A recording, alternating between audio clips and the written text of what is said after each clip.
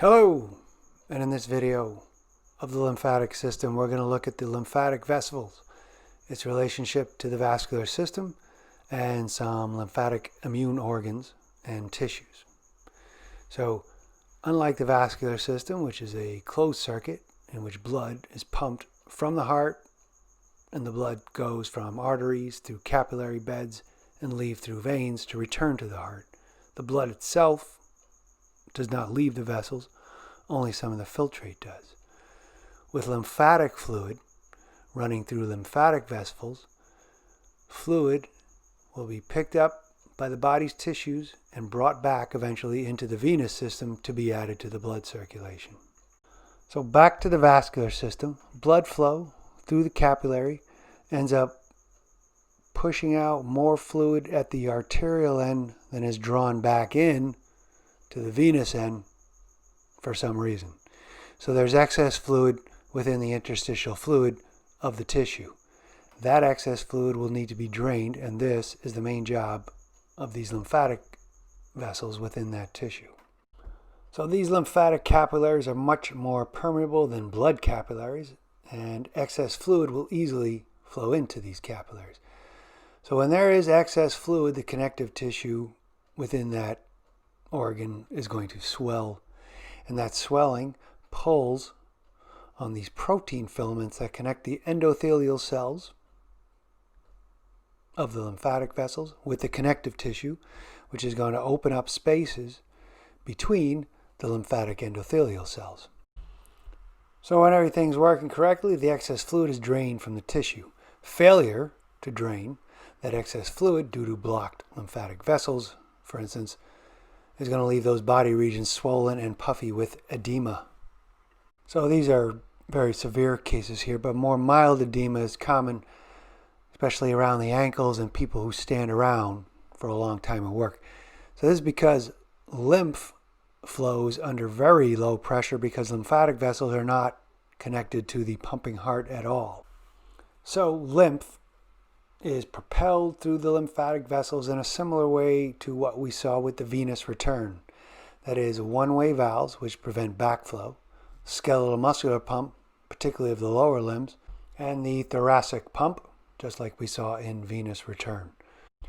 So that is one function of these lymphatic vessels, to pick up excess fluid arising from the blood filtrate. But in addition to picking up that excess interstitial fluid, the gaps in between the endothelial cells of the lymphatic vessel will also pick up larger molecules and potentially pathogens like bacteria and viruses within that tissue.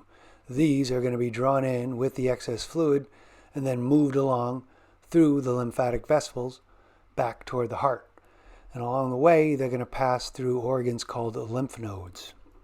So you got about 500 of these little organs all around the body, and their function is to cleanse the lymph of pathogens and foreign particles.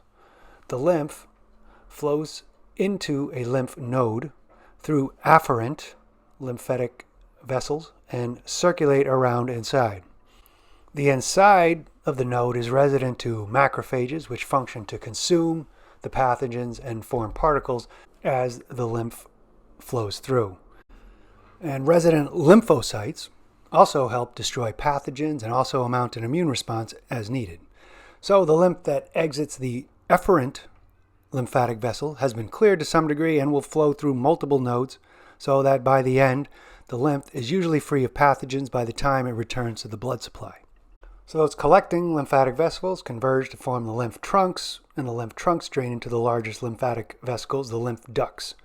The lymph ducts will return the hopefully pathogenic free fluid as well as leak proteins as they drain into larger veins around the neck, like your internal jugular vein and your subclavian vein.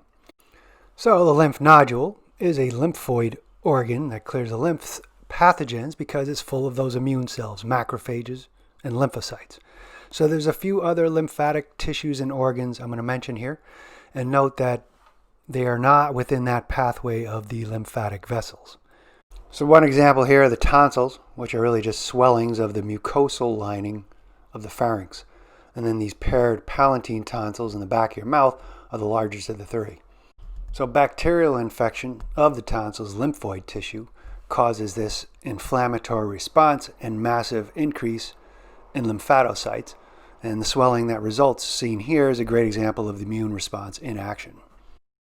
So this kind of lymphatic tissue in general is located around the frequently infected mucous membranes of the digestive, respiratory, urinary, reproductive tracts, and it is collectively called MALT, mucus-associated lymphoid tissue.